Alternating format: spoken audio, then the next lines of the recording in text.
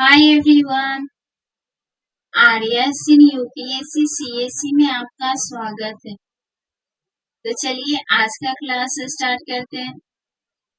तो उससे पहले जान लेते हैं कि पिछली क्लास में हम लोगों ने क्या कवर किया था। तो 1919 का अधिनियम। पिछली क्लास में हमने यही जाना था ना कि इस अधिनियम में क्या क्या चीजें पारित होकर आई। आज हम कवर करने जा रहे हैं भारत सरकार अधिनियम 1935। तो चलिए आप भी मेरे साथ कवर करिए, जानिए कि इस अधिनियम में क्या क्या चीजें आई। तो जैसे जैसे भारतीय नेताओं के नेतृत्व में भारत में संवैधानिक सुधारों के लिए जनता की बढ़ती मांग ब्रिटिश शासन में प्रगति के साथ तीव्र होती गई। तो जो भारतीय नेता थे यहाँ के नागरिक जो उनसे मांग कर रहे थे कि आप जाके ब्रिटिश संसद में या उनके शासन से आप मांगे कि हमें भी ये चीज चाहिए, हमें ये अधिकार चाहिए। तो उनकी बढ़ती मांग ब्रिटिश शासन में प्रगति के साथ तीव्र होती गई, उनकी मांगों की तीव्रता बढ़ती गई। वहां के शासन में यहाँ की सारी चीजें जल्दी से जाने लगी कि यहाँ के नागरिक, भारत के नागरिक ऐसा चाहते हैं, तो अपने अधिकार ऐसा बनाना चाहते हैं। तो एक चीज तो ये थी।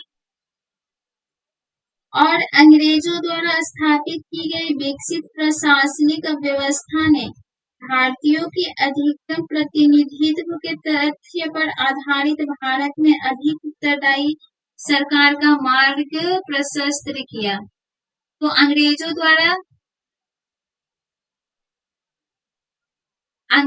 द्वारा स्थापित की गई जो प्रशासनिक व्यवस्था थी, तो मान लीजिए कि इतने सालों से ब्रिटिश संसद यहाँ के नागरिकों के लिए कानून पारित कर करके भेज रही थी।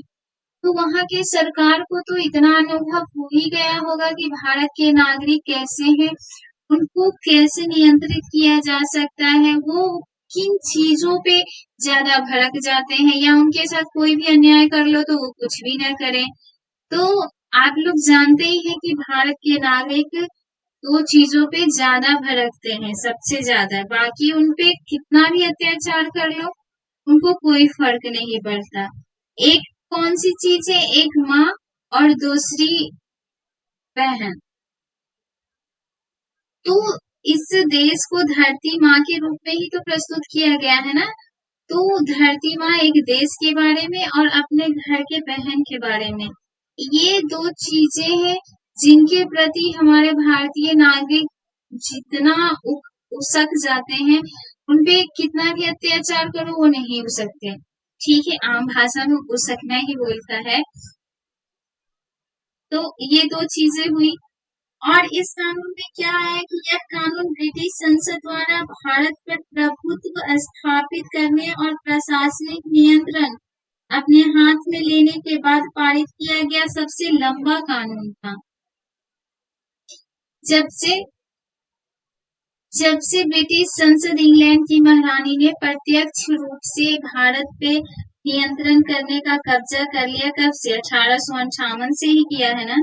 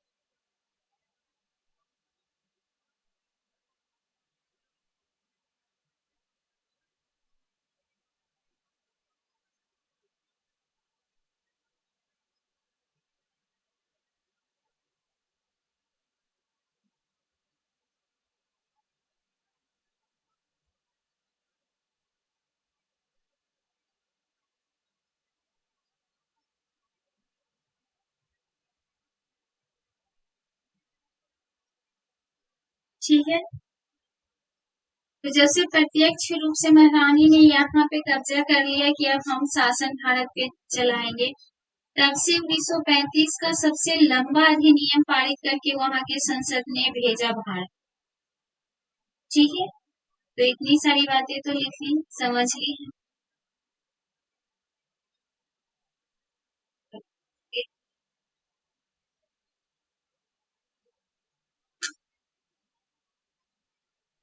तो इस अधिनियम कई अनुभवों और परिणामों के तथ्यों और विचारों पर आधारित था, जिसमें अन्य बातों के साथ साथ साइमन कमीशन रिपोर्ट शामिल था। ठीक है,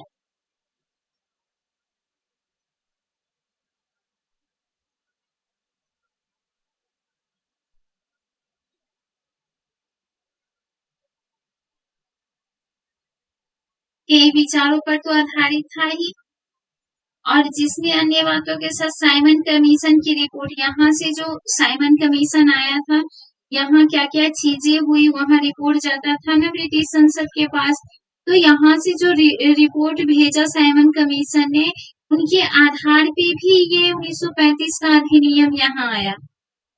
तो इतनी बातें जानी 1935 के अधिनियम में। अब जानते हैं कि अखिल भारतीय संघ क्या है। तो इस अधिनियम में एक अखिल भारतीय संघ की स्थापना का प्रावधान किया गया, जिसमें प्रांतों और रियासतों को इकाइयों के रूप में शामिल किया गया। ठीक है, इकाइयों के रूप में शामिल किया गया। अब इस अधिनियम में केंद्र और इकाइयों के बीच शक्तियों को 3 सूचियों के आधार पर विभाजित किया गया, जो अभी लाए गए प्रांतीय रियासत और जो केंद्र था, संघ बनाया गया जो अखिल भारतीय संघ, तो उनको 3 सूचियों में बांटा गया। पहला सूची क्या है, ये संघ सूची है। ठीक है, संघ सूची केंद्र के लिए है, जिसपे केंद्र सरकार कानून बनाएगी और वही लागू करेगी। उनको कितने विषय दिए गए, 59। और जो प्रांतीय सूची है, जैसे कि राज्य, उनको दिए गए 54 विषय। और जो समवर्ती सूची है,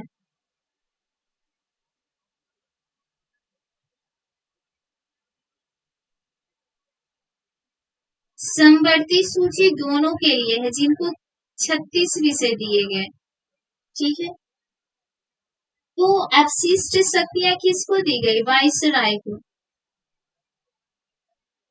जिसे वीटो पावर बोलते हैं, वो शक्ति किसे दी गई, वाइसराय को। अभी हमारे राष्ट्रपति को वीटो पावर दी गई है। उस जमाने में वाइसराय जिनको बोला जाता था, अभी के जमाने में वो राष्ट्रपति बोला जाता है। तो हमारे राष्ट्रपति के पास वीटो पावर है ना, कि पूरी कायनात भी कुछ भी कहे, लेकिन राष्ट्रपति ना बोलेंगी तो ना ही होगा, तो उसे बोलते हैं वीटो पावर, अवशिष्ट शक्तियां। तो ये किसको, राष्ट्रपति को दी गई। हालांकि संघ कभी अस्तित्व में तो नहीं आया, क्योंकि ये जो रियासतें थी इनमें कभी शामिल नहीं हुए। जब संघ बनाया गया तो रियासतों को बुलाया गया, तो हैदराबाद के निजाम तो आए ही नहीं, वो तो संविधान लिखाने के समय भी नहीं आए थे, तो नहीं आए तो शामिल हुआ ही नहीं। तो ये जाने कि भारतीय संघ क्या है। आप जानते हैं प्रांतीय स्वायत्तता क्या है, प्रांतों को क्या स्वतंत्रता दी गई और क्या अधिकार दिए गए। तो इसने प्रांतों में द्वैध शासन को समाप्त कर दिया और इसके स्थान पर प्रांतीय स्वायत्तता की शुरुआत की। प्रांत को भी स्वतंत्रता दी गई कुछ, और द्वैध शासन समाप्त कर दिया गया। ठीक है, इसके अलावा अधिनियम ने प्रांतों में उत्तरदायी सरकारों की शुरुआत की, जिसका अर्थ था कि राज्यपाल को प्रांतीय विधायिका के प्रति उत्तरदायी मंत्रियों की सलाह से कार्य करना आवश्यक था। जो राज्यपाल थे,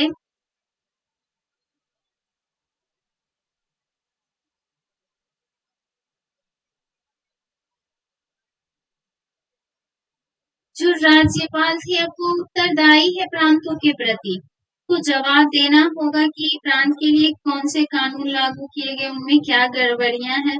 तो राज्यपाल को उत्तरदायी बनाया गया, जो मंत्रियों की सलाह से कार्य करेंगे। ठीक है, तो इसमें हमने इतनी बातें समझी, अब आगे समझते हैं कि क्या है।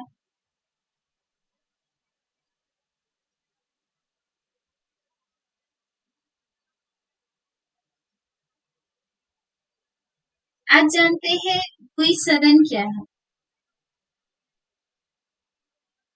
तो इस अधिनियम ने 11 में से 6 प्रांतों में द्विसदनीयता की शुरुआत की।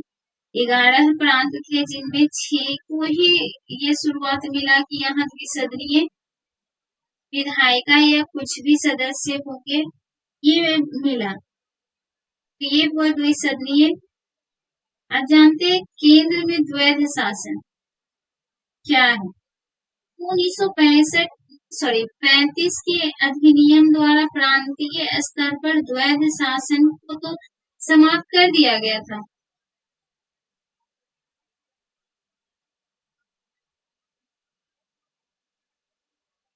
इसी अधिनियम से ही ना प्रांतों में द्वैध शासन समाप्त किया गया, और अब केंद्र में ये लागू होगा। प्रांत में हटा दिया गया, अब केंद्र में लागू होगा। अब परिणाम स्वरूप यह जानेंगे कि संघीय विषयों को आरक्षित विषयों और हस्तांतरित विषयों में विभाजित किया गया।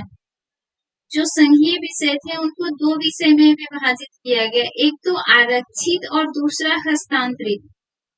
ठीक है, इन 2 विषयों में बांटा गया इन संघीय विषयों को।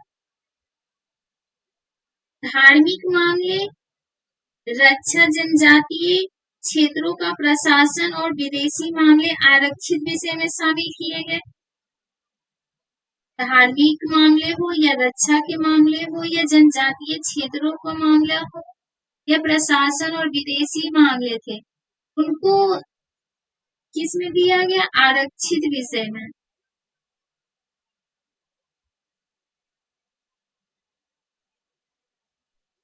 उनको आरक्षित विषय में दिया गया। ठीक है, आप जानते हैं कि सांप्रदायिक या वर्गीय प्रतिनिधित्व किसे कहते हैं? ठीक है,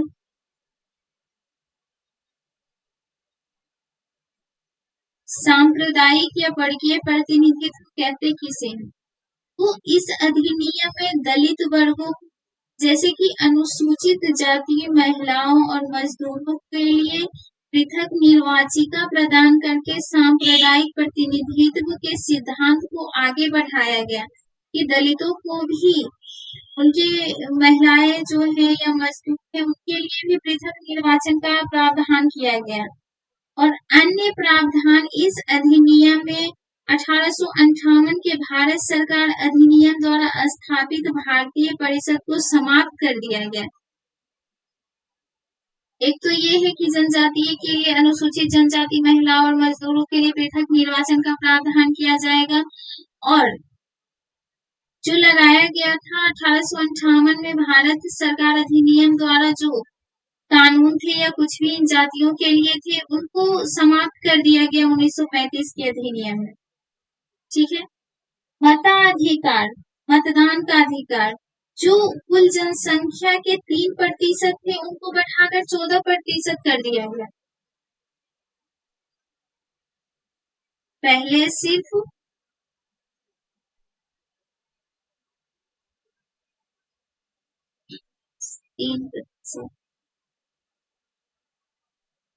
पहले सिर्फ जितनी जनसंख्या थी उनको 3% ही मत देने का अधिकार था। 1935 के अधिनियम में 3 से 14% बढ़ा दिया गया कि अब ये मतदान कर सकते। ठीक है, चलिए अब आगे जान।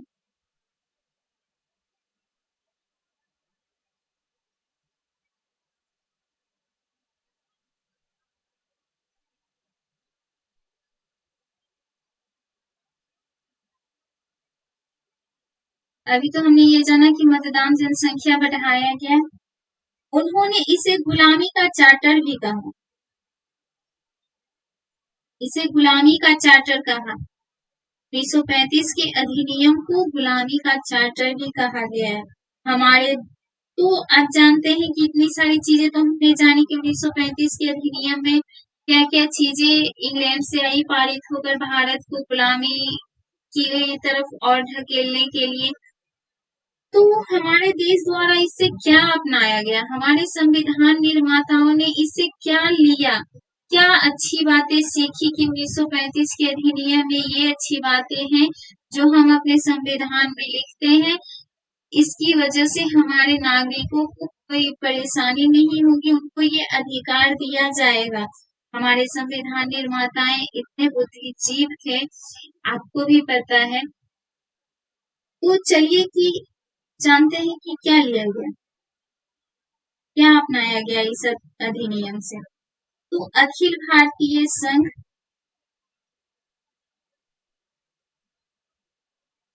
भारतीय संविधान का अनुच्छेद 1 इसी व्यवस्था पर आधारित है।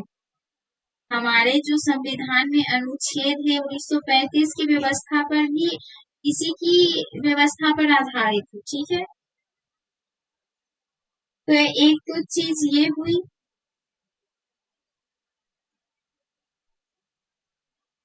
आप जानते हैं कि राज्यों को, मैं यहाँ लिख देती हूँ, राज्यों को संघ से अलग होने का कोई अधिकार नहीं दिया गया। सारी चीजें कट कर दी, मैं यहाँ लिखती हूँ, राज्यों को भी संघ से अलग होने का अधिकार नहीं दिया गया इसी के अधिनियम से, 1935 के अधिनियम से।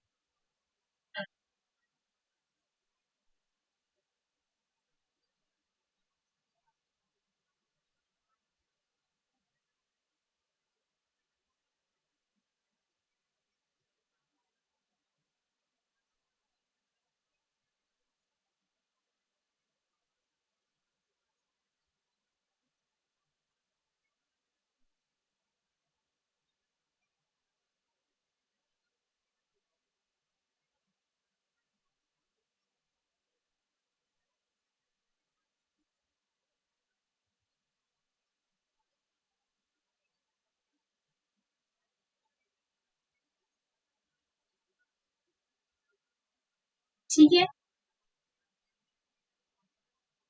राज्यों को संघ से अलग होने का अधिकार नहीं दिया गया। एक चीज तो ये ली हमारे संविधान निर्माताओं ने, ताकि संघीय व्यवस्था को पूर्ण रूप से दिया जाए कि जो राष्ट्रीय है वो अच्छी तरह से एकजुट होकर काम करे। इसीलिए संघीय को अलग होने का अधिकार नहीं। तो इतनी सारी बातें तो जानी कि 1935 के अधिनियम से इतनी सारी चीजें ली। आप जानते हैं शक्तियों का विभाजन, 1935 के अधिनियम से हमारे संविधान निर्माताओं ने शक्तियों का विभाजन क्या क्या चीज में। तो चलिए, शक्तियों का विभाजन आप जानते हैं कि क्या है। तो लिखित रूप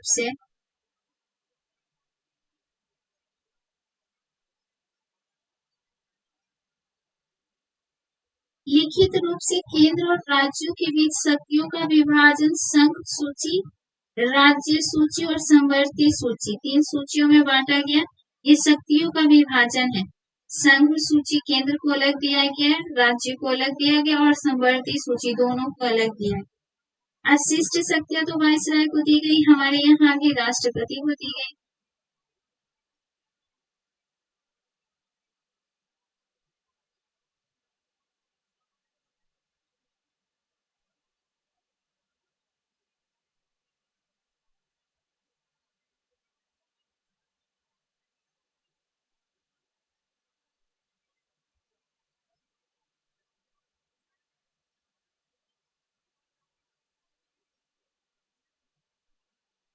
ठीक है, एक तो ये चीज अपनाई गई। और भारतीय संघीय की 7वीं अनुसूची, सॉरी भारतीय संविधान की जो 7वीं अनुसूची है, शक्तियों का विभाजन से संबंधित किंतु अवशिष्ट शक्तियां संसद को अनुच्छेद 248 में दी गई है। यहाँ लिखा नहीं है, मैं लिख देती हूँ। जो 7वीं अनुसूची है ना, शक्तियों का विभाजन,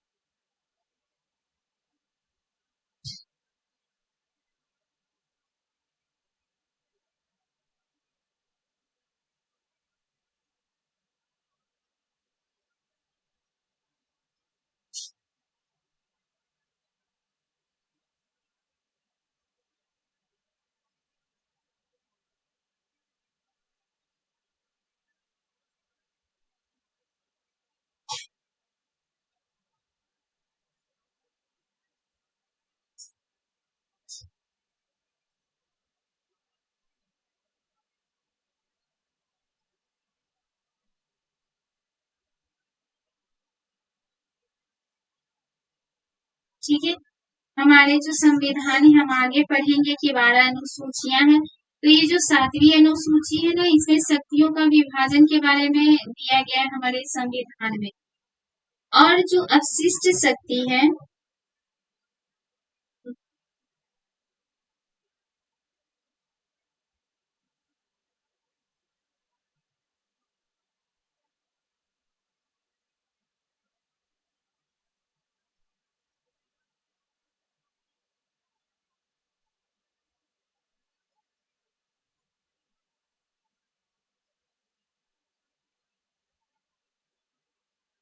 अवशिष्ट शक्ति है जो संसद दी गई है, संसद के पास है, अनुच्छेद में दी गई है, कितने में? 248 में। ये जो अवशिष्ट शक्ति है, ये संसद को अनुच्छेद 248 में दी गई। आप जानते हैं प्रांतों में उत्तरदायी सरकार की स्थापना, ये क्या है? तो प्रांतों में उत्तरदायी सरकार की स्थापना, अब राज्य के गवर्नर की परिषद में वही सदस्य शामिल होते थे जो विधान परिषद में निर्वाचित होकर आते। हमने ये चीजें लिखी, जो प्रांत में उत्तरदायी सरकार की स्थापना की गई ना, अब उसमें वही राज्य गवर्नर की परिषद में भाग्य होंगे, सदस्य भाग्य लेंगे, जो विधान परिषद में निर्वाचित जो चुनकर आएंगे वही ये भाग्य लेंगे, भाग लेंगे, सर भाग्य।